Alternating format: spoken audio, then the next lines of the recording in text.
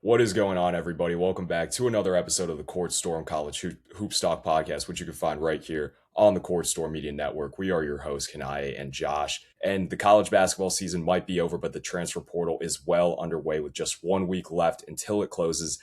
A lot of players still got to find out where they're going to be playing college basketball next season. And we're going to be talking about obviously a lot of very big NBA draft stay or go decisions that need to be made from some of the top players from this past season, as well as some underrated transfers that we want to highlight on top of just picking destinations for where we could see some of the top transfers in this year's portal cycle end up playing next year. But before we do that, just a couple quick messages. First, us here at the Court Storm, we've partnered with Phorm Energy to tell you about all the great products they have to offer, whether it's amino acids, pre-workout, protein powders. They have what you need. And if you're interested in seeing what else they have to offer, we're going to be plugging the link to their full website in our description box below. And as always, just engage with the content on this channel in any way you can, liking, subscribing, telling other people about what we do here.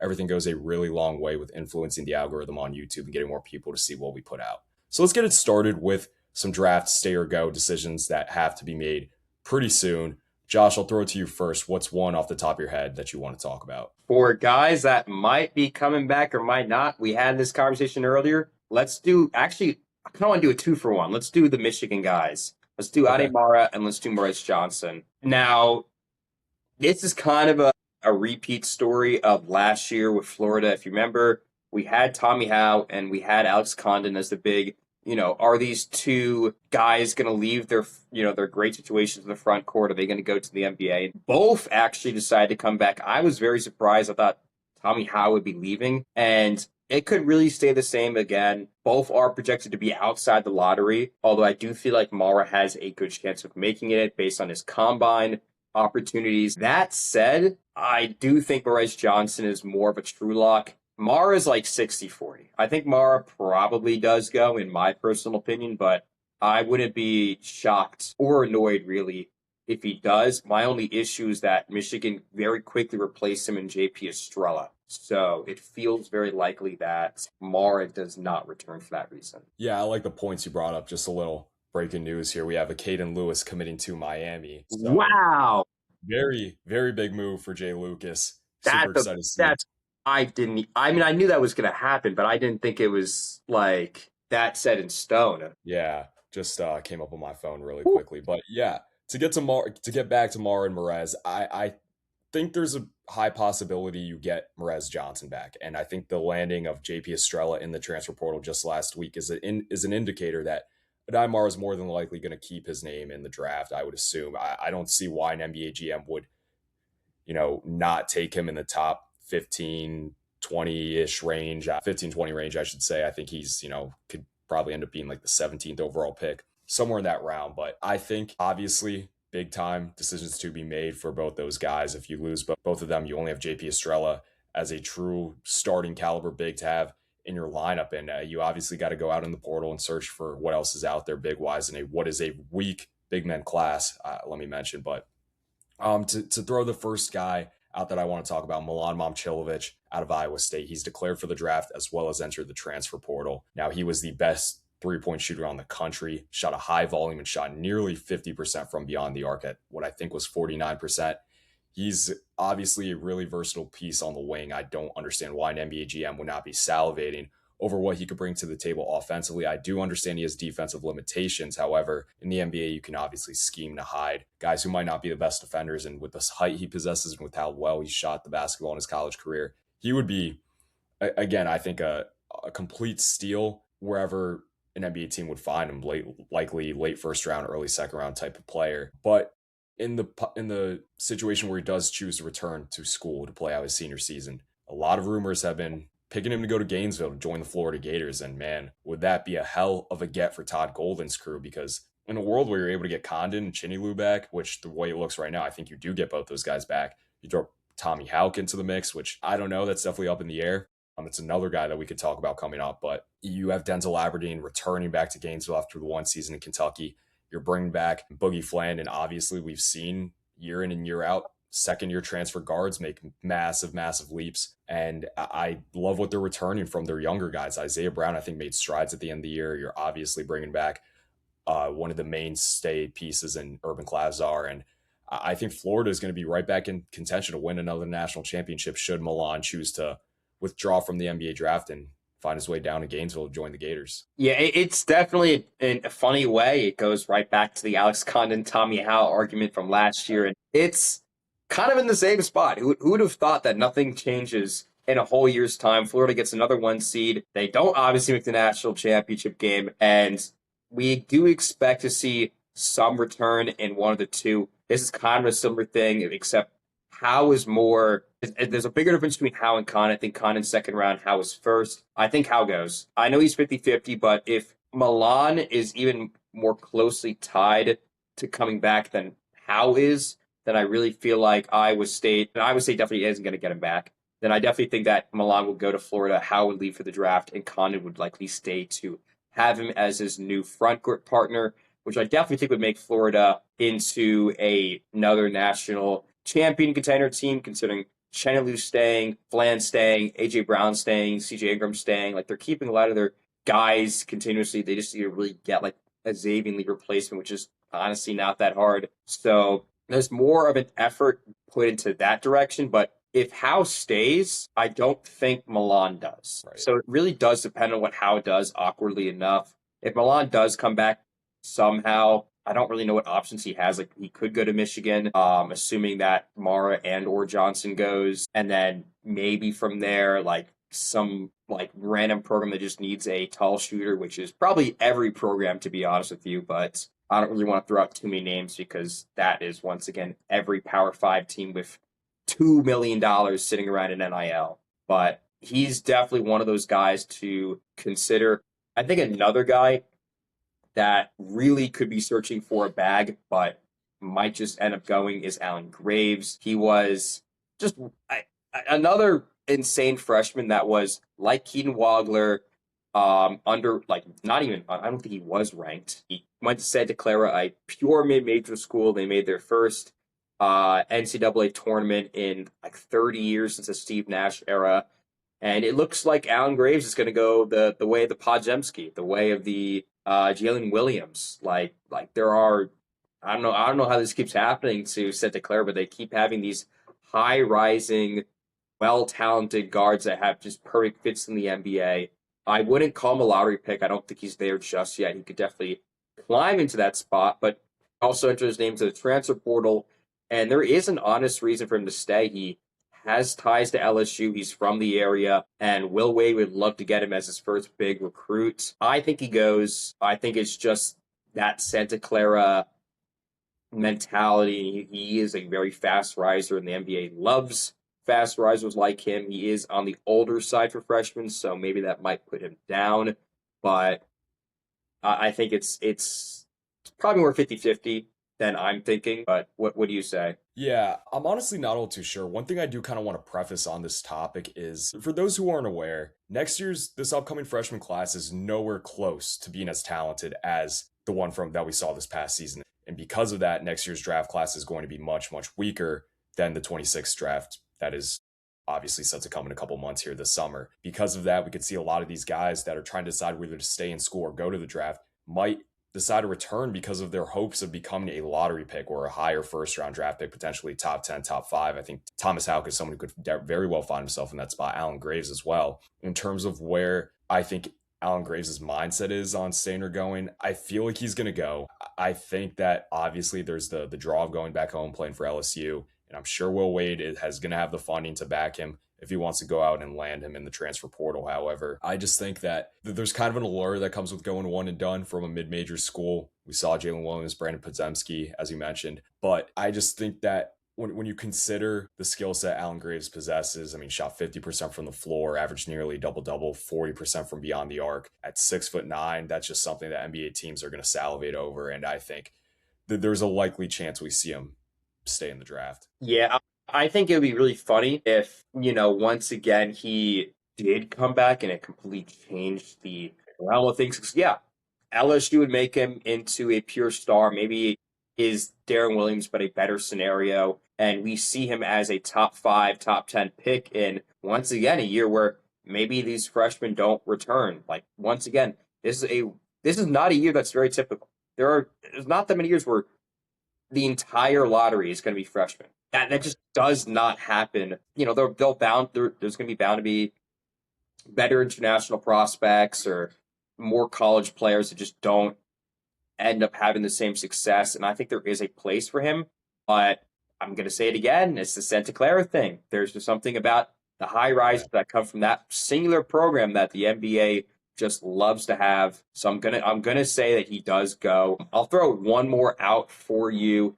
This one is definitely the real up in the air one because he could make or break a program. That is Ibuka Kore. Great year at Stanford, 23 points a game. Just pure on the ball scorer. He already, I know, went into the draft, but he is keeping his eligibility. He's not projected to be a first round pick, by the way. This is a freshman that also, like Alan Graves and like Keen Wagler and like many other freshmen, was not in the top 100, was not even ranked, just balled out at a bubbly, not bad, but bubbly Stanford squad. Played well in the NIT, played well regular season. I have an understanding for him to go, but I think that this is a perfect scenario of a guy who should stay.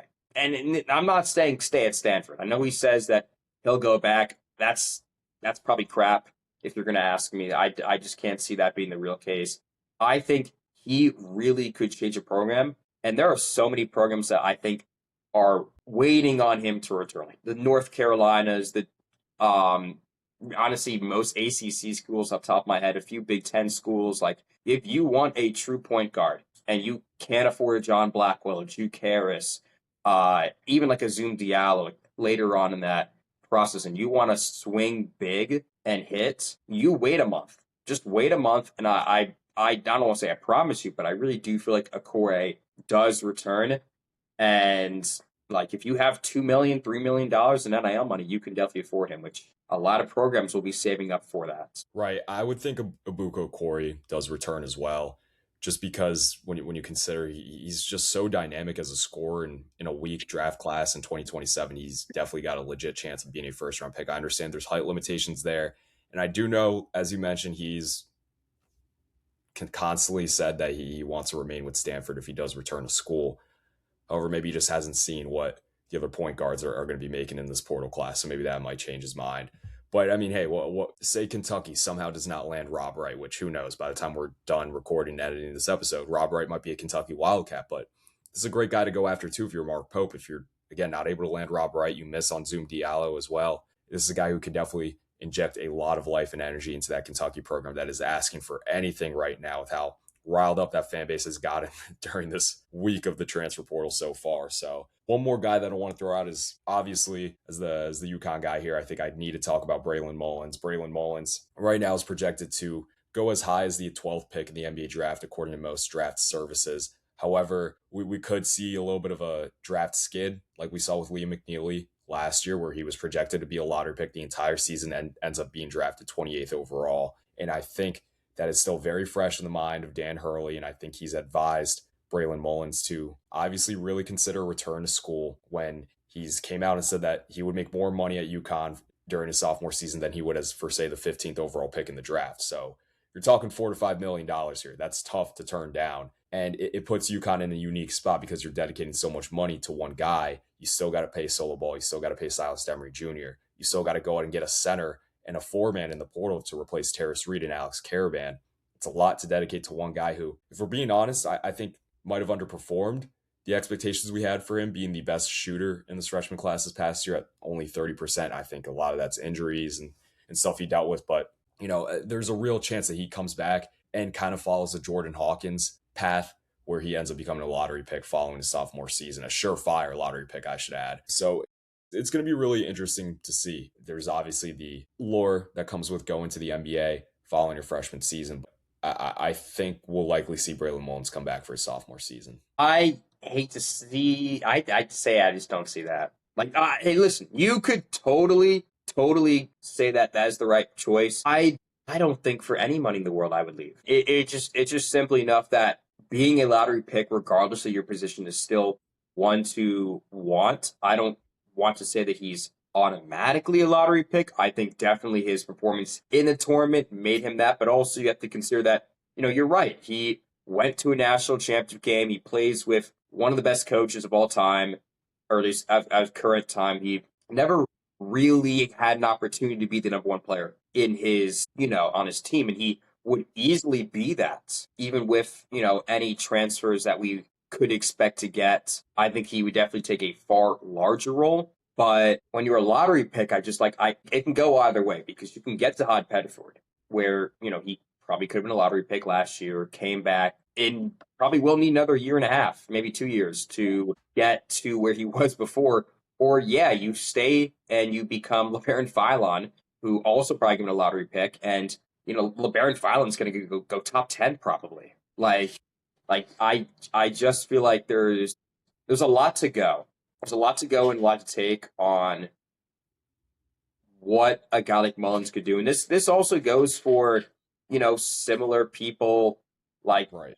Koa Pete is, not fully subjected to stay. You could expect the same thing for Tanda Yesufu. Like there are guys at high level programs that have the money that will step into far larger positions the next year that maybe they should take the $4 million. Maybe they should stick around. And I think we're going to see that because we saw last year with Tahad and LeBaron Philon.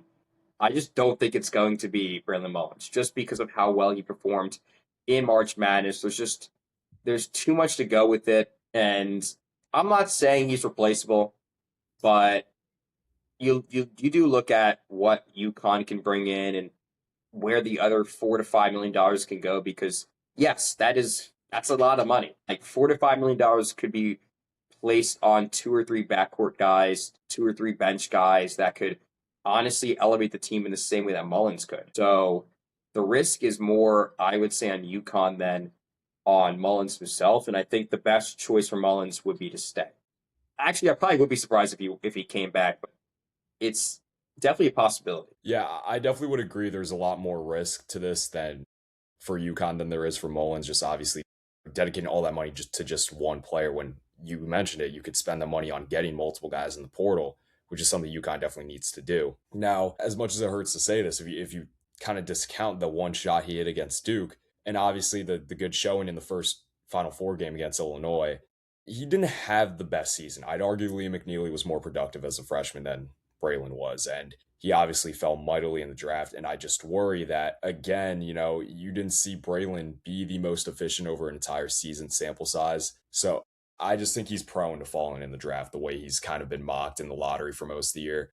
I'm just not all too sure, but where he stands in the eyes of GMs regarding that. But this is probably something we'll see play out. He'll probably go through the combine, drag on the process as long as he needs, and that's of course the smart way to play it. But to get onto some underrated, under talked about transfers now, I'll throw it to you first, Josh. What's one guy that you want to talk about? I have been waiting so long to do this. And when I mean so long, I mean 1 week. I feel like we're forgetting that the portal literally opened earlier, like the day after the championship game, which was Right. not that long ago. But the guy I really want to throw out here is Daniel Freitag from Buffalo. He is way on the list. Like I'm scrolling right now on three. I haven't seen him just yet. He was a first team All MAC, played like nearly 35, 40 minutes a game, like 18 points. This is a true combo guard. I think he's 6'1", junior in experience. He's played more than enough time in the mid-major. And I'm worried. I'm worried he doesn't get the representation that he will get because he's an undersized guard who hasn't had any Power 5 experience. But I just feel like for the time that we're going to have with a player like him, he should really go to and start at a high major program. This is kind of one of those guys that I just don't know where he could go. There's so many open options for point guards and shooting guards of his caliber. I think Tennessee is the one that I've heard a lot of talk with just because he would play alongside Lumblade and, assuming that Amari Evans does fully transfer and you leave a guy like him behind, then he would have an open spot at the one. But, there's still so many just true open spots for him to land at. And, like, he won't get talked about. I'm going to be completely honest with you. If you don't hear his name the rest of the way through till next season, then that's probably fine because I don't think he's going to get the name out there. But he could be a guy that has all conference potential depending on where he goes. And I really do hope he gets a Power 5 starting position because he's played so good to deserve it. Like I know Buffalo wasn't awesome in the MAC, but they played well against a very good Miami, Ohio team, and Freitag was very responsible for those games. Like I think he definitely needs to be taken very seriously, considering he's like a maybe top 150 prospect. Yeah, I like that pick a lot. For my first guy, I'm going to go with Malik Mack, who's currently rated as the 17th best point guard in this year's portal. I understand he didn't make the jump that we often see with second year transfer guards. However, now that he's leaving Georgetown, and if we're calling it for what it was, just not a very well coached year under Ed Cooley in Washington, D.C., I think Malik Mack has a chance to go to a program, go into a situation that's going to more so play into his strengths of being just an off the ball, break you down type of guy. And I think like I could see him perfectly fit well with an ACC school where you see more of that up and down tempo, you see more of that isolation play. And I think we're going to see him get closer to what he was when he was playing with the Harvard Crimson. And he averaged just under 14 points per game this past year. I think we could definitely see a jump in what he's scoring. And I think he's improved a lot. If there's one thing that I'm going to take away from his time at Georgetown, he improved a lot as a passer. I think just overall his court vision and him being able to make some of the reads that he wasn't making at Harvard and what was a very half court oriented Big East the last two seasons that he played in. I think that's definitely again it played into his benefit of improving in that metric. And I think he'll wherever he does end up, which I would likely think is going to be an ACC school, I think we'll see him become just a better overall all around player. I like that one a lot. Where do you think he goes? I'm honestly not all too sure. Off the top of my head, for some reason, I kind of see a fit with Pitt, but I like that fit you know, actually. you know, obviously that's not the most ideal landing spot for a lot of transfers. I'm sure right now with how Pitt's definitely struggled the last couple seasons. However, for some reason, Pitt's the one that sticks out to me most immediately. That's not bad. That's not a bad idea. I mean, listen, Jeff Capel was allowed to stick around another year for a reason. It's showing with getting guys like Jaleel Bethea Right. and Jonathan Powell, and I think he would definitely fit into what is turning out to be a very underrated but very good portal class for him. My next guy, I'm actually going even deeper down. Freitag was 137. This guy is 159. This is Ace Glass from Washington State. Another insanely good combo guard. This guy was a freshman, by the way, averaged, I think, even more points per game, nearly 18, if I'm not wrong. He is well underrated. Played in, once again, not a great conference, WCC, if I'm not wrong, but still had great games against Gonzaga and St. Mary's. This is a guy that has so much growth in him just for the pure fact that he is a freshman and he's not getting opportunities that I thought he was going to get. I thought this guy would be a top 100 guy who I could see going to a ton of Power 5 programs. He probably still will, but I think the only real offer I've heard about is him going to UCLA and being that Donovan Dent replacement, which not a bad idea. I definitely think he can fit into that role. And I would probably slot him to be there considering how much UCLA does need additional scoring behind Jalen Petty and Philip Jovic and the other few transfers that UCLA has brought in. But I think he could definitely fit in as a Jackson Shellstad replacement at Oregon. I know that they've gotten a pretty good front court built right now with Drew Fielder and Farrah Compton, for example. But, Ace Glass is 6'2". He definitely is the point guard that you want on a high scoring team. I think he will be very underrated going into next season. And, once again, high scoring, high level guard, young, very talented, still room to grow. What's not to love with this guy? I just don't get why he's so low right now. Yeah, I like that pick a lot. I'm kind of going to stick with your theme of kind of looking for the diamonds in the rough right now. You might consider him a diamond in the rough, but he does have a fairly decent track record if you consider what he did at Howard. But that's going to be Blake Harper, who I Oh, believe is let me just cross reference, it's the 178th overall transfer in this year's portal. He obviously struggled, I think, in his adjustment playing Power 5 basketball in the Big East at Creighton, where he only averaged 7.7 points per game. But if you think back to 2 years ago when he was a freshman at Howard, where he was one of the most dynamic isolation scores in the country, he averaged 19 and a half points per game to go with nearly 3.5 assists and 6 rebounds. I mean, what team doesn't benefit from a guy that's 6'7" and can break you down off the dribble, get to his spots, elevate, and hit that mid-range jump shot that you like so much? I think a spot that I would love to see him land at is VCU. I think that would be a great place for him to kind of turn around where his career's going following the obviously kind of down year with Creighton. And I think that he's going to get back to the Howard version of himself where he was just really just such a tough matchup nightmare for any team that had to face him. Yeah, actually, I have some fun news for you. He committed yesterday to VCU. Really? Okay. Yeah, So yeah. I was wondering. I don't think you knew, but that's his place. And I actually love that pick a lot. I was considering talking about him, but I'm gonna go with the other guy that I was also thinking about. Rod Gibbs Lawhorn. He is the 140th person in On Three right now. Had a monstrous year at UNLV in the Mountain West. Another, similar scenario. Didn't play on a good team. Averaged a ton. High level combo scoring guard. Is a junior, but he has ties to Power Five. He played at Illinois last year, went down, saw an insane growth spurt, I would say, with his talent. He is on the shorter side. He's 6'1", but he has a great opportunity to get back.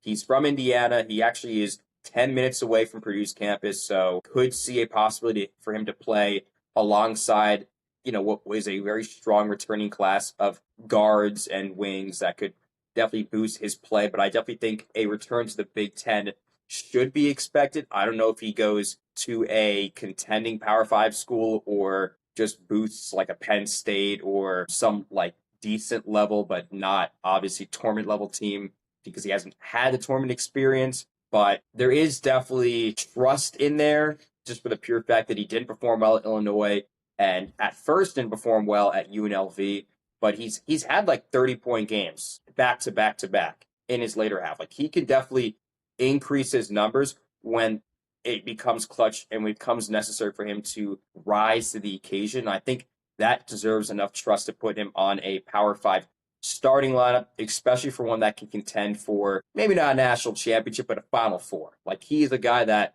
definitely deserves a redemption story and very underrated for that sake. yeah, I like that pick a lot. Just to throw one last guy out there really quickly, I'm going to go with Abdi Bashir Jr., obviously one of the best mid-major players just a year ago when he was with Monmouth for his first 2 seasons of college basketball. And he actually became more efficient after jumping up to playing Power 5 basketball at Kansas State this past season under Jerome Tang. He shot 42% from the field and 44% from three, which are both career highs. Obviously, we saw his scoring average take a little bit of a dip from where it was his sophomore season, where it was 20 points per game. However, I think if the right program gets their hands on him, he is going to be very, very productive in a system where, if we're calling for what it was, I mean, Jerome Tang was not the best schematics coach. And I think if he finds himself the right environment, like I've heard he's been rumored to take a visit with St. John's, either that's happened or it's to come. Patino, I'm sure, would love having this guy in his system, a lengthy wing that can shoot the cover off the ball. And obviously, we know Rick Pitino's offense is going to be completely designed around getting his guys good looks, and Abdi Bashir Jr. is going to be the beneficiary of that. And we'll see a lot of threes, more than likely going down at MSG if he does end up committing to the Johnnies. Yeah, he has that mid-major or that East Coast tie. He went to Monmouth his first 2 years, was one of the best mid-major three-point scorers. Didn't have that performance at Kansas State, unfortunately. Needs a redemption story. I like that as well. I know I'm gonna double. I know I'm adding one more onto this one, but I forgot about him. Go I for want it. to say his name. It's Joel Foxwell from Portland. If you remember, had a crazy like 30-point game, beat Gonzaga. That enough Right. right there is everything to say. Freshman 6'1".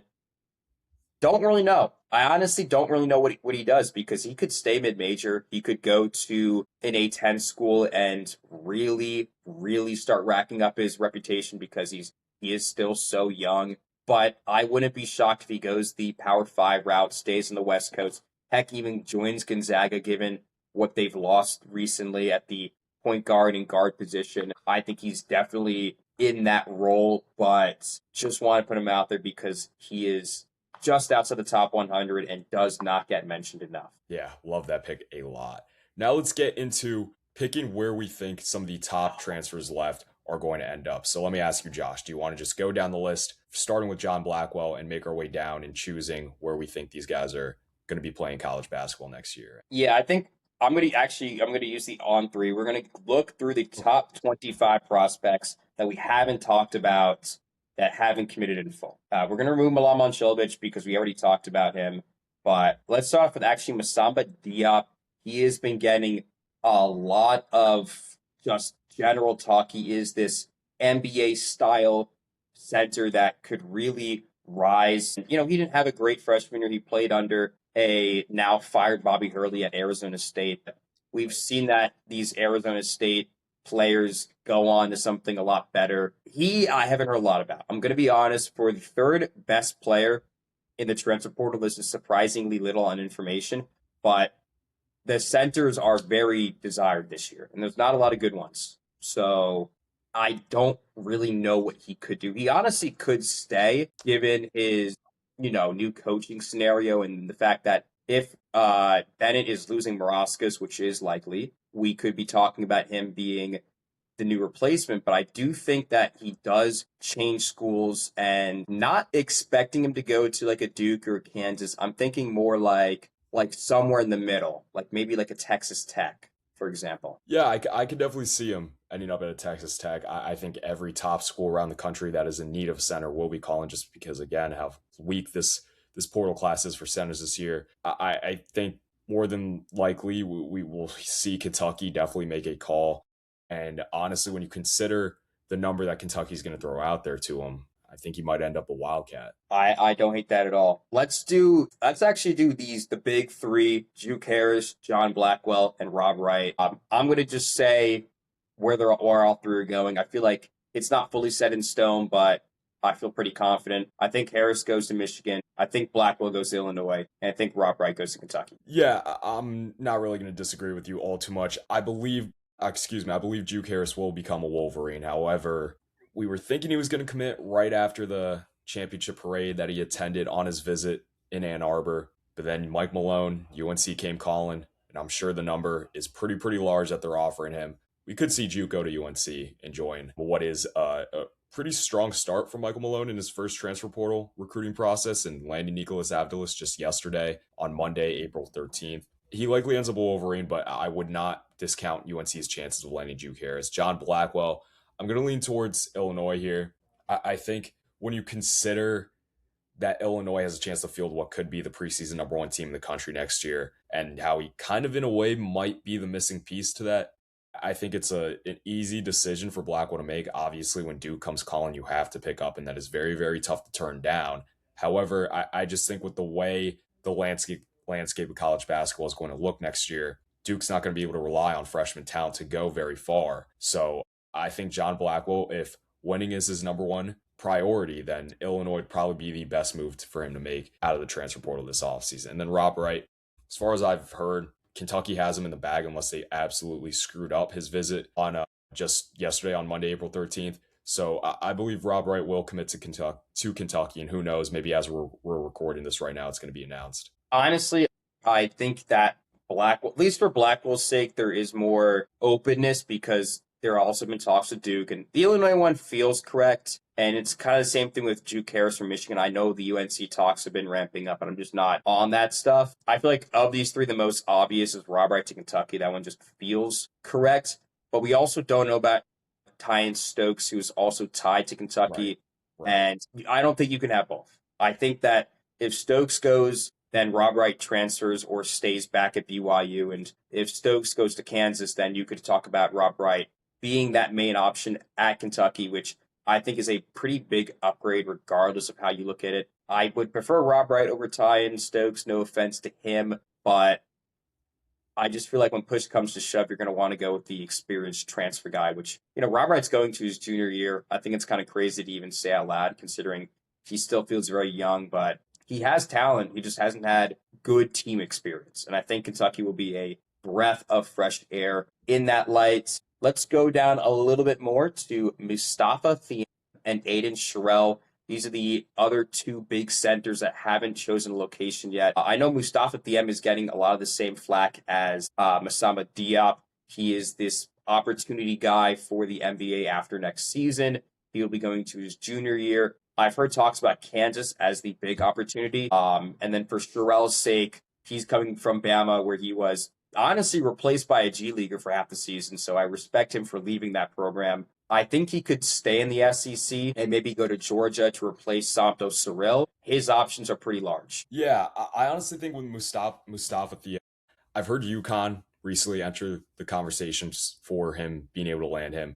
And I think there's a good chance when you consider that UConn's other center targets right now to replace Eric Riba are not the most off the page type of guys. I think there's obviously going to be an emphasis placed on going after as much height as possible. And I think most times we often see Dan Hurley does not lose recruiting races. I might crystal ball Mustafa Diem to be a Husky next year, but that I could obviously see him going a lot of different places as he is one of the top centers in the portal in a year that a lot of teams need him and they are willing to pay big bucks to get him. Aiden Sherrill, I also agree that he'll probably end up staying in the SEC. I could see him as a Kentucky Wildcat. I could see him as, for say, like you mentioned, a replace for Somno Cyril in Georgia.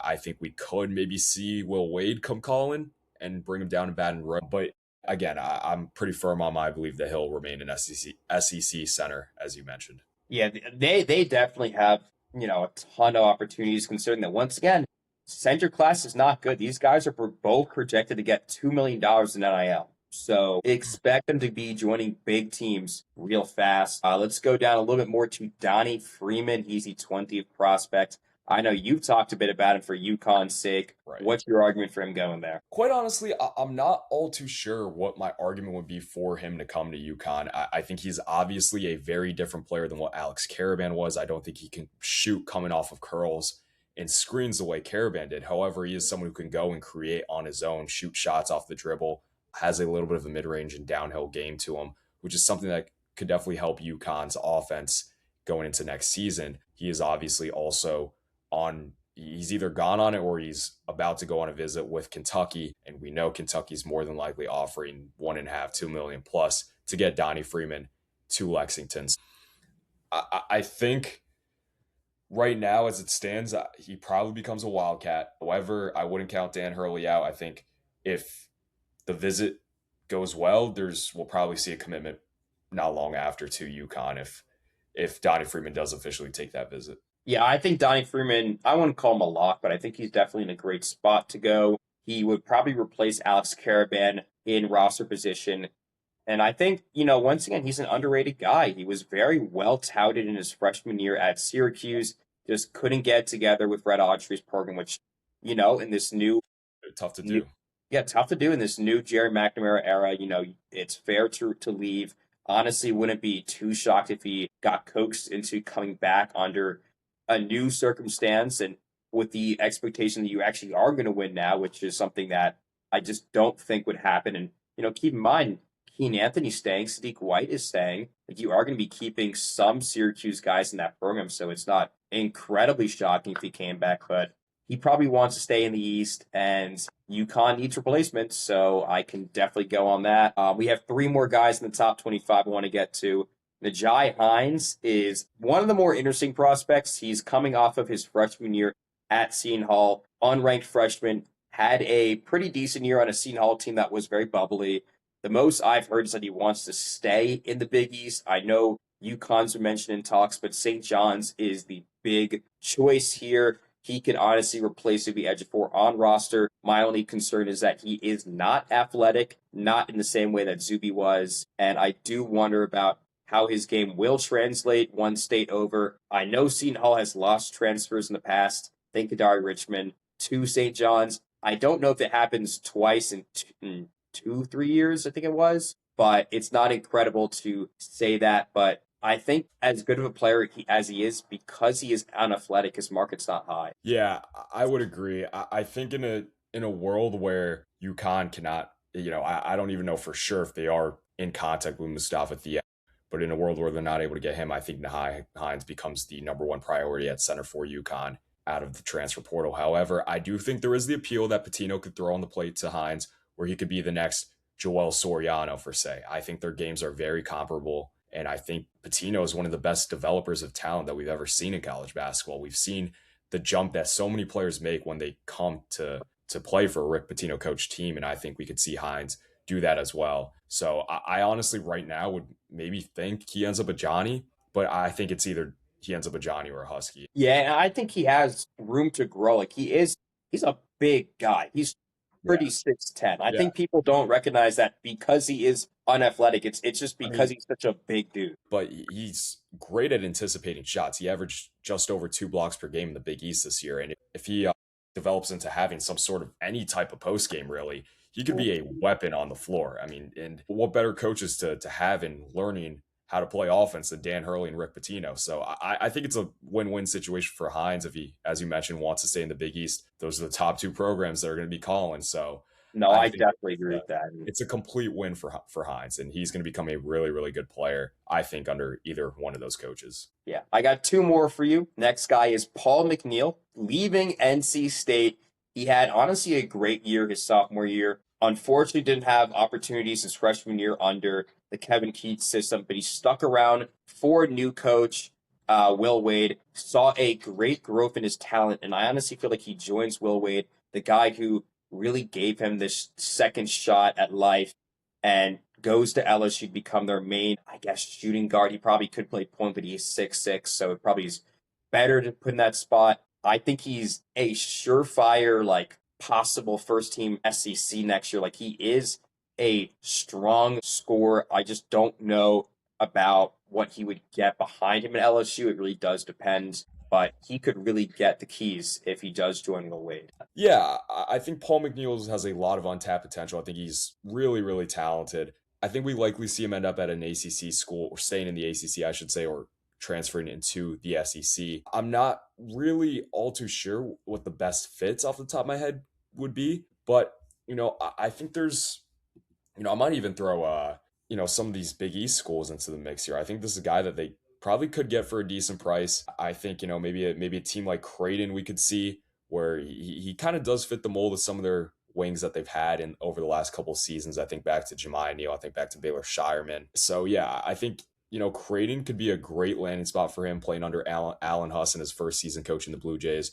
Or we could obviously see him stay in the ACC or end up at an SEC program. I definitely think that I actually like those points that you said as well. I'm more certain on him going to LSU, but his talents could definitely be taken really anywhere. And his I think it's more of his drive, depending on NIL money. I mean, Right, I don't know right. about what LSU can provide on that sector, but he honestly could be asking for 2 million, and a lot of Big East schools, a lot of ACC schools might be wanting him. I definitely think that he is he's a taller point guard. Like you Yeah. don't get that too much in this class. There's a lot of shorter guys that we've mentioned before, but he definitely fits a strong role. But yeah, the last guy I'm talking about is VCU guard Terrence Hill Jr. He's the 25th prospect in this class and had 35 in his first tournament game ever against UNC. Won that game, had a crazy game-winning shot over North Carolina. Pretty much ended Hubert Davis's career right then and there. He actually has been linked to so many places that I can't really decide on the spot. I think he definitely could stay in the East Coast. Honestly, he could go to UNC for all I know. NC State's also been linked as well. I definitely think staying in that area is respectable, but I also think that because of his scoring talents and his age, and he's only a sophomore right now, he'll have probably 2 more years left on a roster. It's definitely fair for him to go to a rebuilding program. I don't know how correctly this would be, but I think Maryland has a really good shot to land him. Yeah, I think there's a chance we could see Maryland land him. I've also heard Kansas and Tennessee have been pushing very, very heavy in recruiting Ooh. out of the transfer portal. I think the appeal for Kansas is you're bringing in Taylor Kinney next year. There's a chance you bring in Tyron Stokes. You need some veteran leadership in your backcourt to help the younger guys get their feet under themselves and adjust to the speed of the college game. And obviously, it's Kansas. There's an appeal. There's the history that's there. It's Bill Self. Who wouldn't want to play for Bill Self? But Tennessee is also very appealing too because he could definitely fill in the role of being the Nate and Jacoby Gillespie, Chaz Lanier, Dalton Connect going back 3 years ago now. It's crazy that was 3 years ago. Oh, that And be is. their lead guard, scoring wing guard thing that Rick Barnes has had for several years now. And I think if you consider that Rick Barnes is more than likely going to try to adjust how he coaches offensively, where he has maybe two guys that can kind of go and create on their own, I think that would be a home run get for the Volunteers. And really, I don't think Terrence Hill can make a bad decision between Kansas nor Tennessee or Yeah. any of the other options that he has. No, I actually like that point. Do you have anybody else outside the top 25 that you want to mention? One guy that we didn't really hit on This one is very up in the air. A lot of people think Louisville, but Paulus Morauskas, I think if Louisville lands him the way they're rumored to, Louisville's going to have a legitimate claim to be the preseason number one team in the country. Yeah, I actually like that. I think I we had mentioned it earlier with Moroskas going there. I think he definitely has a few opportunities beyond that, but it's pretty much either between Louisville or Arizona State. Right. Originally, I thought he was going to be a straight commit with Randy Bennett, but it looks like Moroskas is seeing different things considering he is a top 10 commit right now. He honestly has a great opportunity to have a season where he could get drafted next year. Yeah. He played very well at Sam Maris. I think that's a very underrated guy who has multiple years under, a very defensive heavy system that could translate super well to I think right now is a very defensive, made team. Like Badunga is a very well known defender, and Moroskas could back him up, play that big ball style that we've seen that works so well right now. So he's definitely a guy to watch out for. But I think his case might be pretty closed on his location. I just feel like Arizona State won't have the NIL money or the net general drive in Right. getting him because they also have to fight for Mikey Lewis who Yeah. is still up in the air on that. And I think just for that scenario, I would like to see Moroskas go and make Louisville the team that they were supposed to be last year. I think this is a kind of revenge story for Pat Kelsey after Yeah. missing on a great year. Yeah, one more guy that I do want to throw out there that I don't believe we talked about is Jeremiah Wilkinson out of Georgia. Ooh. I'm really curious to see where he ends up. He was one of the more underrated, under talked about players across the sport this year. He kept Georgia competitive. He averaged close to 17 and a half points per game this year as a just true scorer with the basketball in his hands, can break guys down off the dribble. He's a little undersized 4 point guard, which may deter some programs away from recruiting him out of the portal. However, I think that we could definitely see him stay in the SEC. I think we could see him go to an ACC school. I could definitely see UNC come calling. As for a spot I could see him at, but really, I think he's going to have a lot of suitors, and he's probably not going to have many bad choices to pick from. Yeah, I actually didn't really think about him too much. He is the 40th ranked prospect on three. I think size definitely goes into it because he is Right, just right. 6 foot, but he's one of the better, true point guards in this class. And I don't really know what he could do. Like, I'm going to be completely honest with you. He had such a great year, but also, Georgia just didn't perform the way it should have given how talented the team ended up being with Yeah, Santos Sorrell, yeah, for example, and others. I do think that for his sake, he should probably leave the SEC and just join maybe a new Pac 12 or Big Ten team.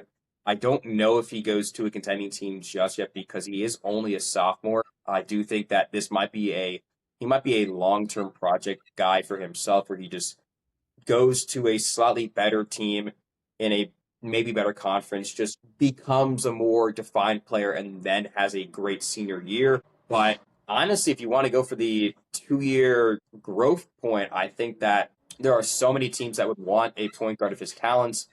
I don't really want to throw out any names just because there are so many, but I think there's a great opportunity for him on the West Coast. Like I said before, I think, San Diego State's moving to a proper, higher level conference. They're losing a lot of their guys. And Brian Dutcher has good NIL money. And I do think that I wouldn't really call it transferring down, but I definitely want to see his talents defined better. I wouldn't be shocked if he goes even higher up and goes to like a UNC, for example, who could really take anybody, or if they don't get Rob Wright, Kentucky perhaps. But for all intents and purposes, I think Wilkinson could just fit in so many different places right now. Yeah, I love the shout of going to a West Coast school and what is a reformed Pac 12 heading into 26 and 27. But I think that's going to take care of everything that we had for you guys on this episode today. If you stuck around to the end, as always, just engage with the videos. But we are really, really excited to see what continues to transpire in the next week of the transfer portal. A lot of commitments should be coming through in the next couple of days and definitely over the course of the next week. And we are super excited to talk about our takeaways from this transfer portal once every move has been finalized and we kind of have more direction as to what these teams will be looking like heading into our first off-season, or I should say preseason rankings for the 26-27 college basketball season. But that's going to take care of everything for us today. And until the next episode, we'll see you all next time.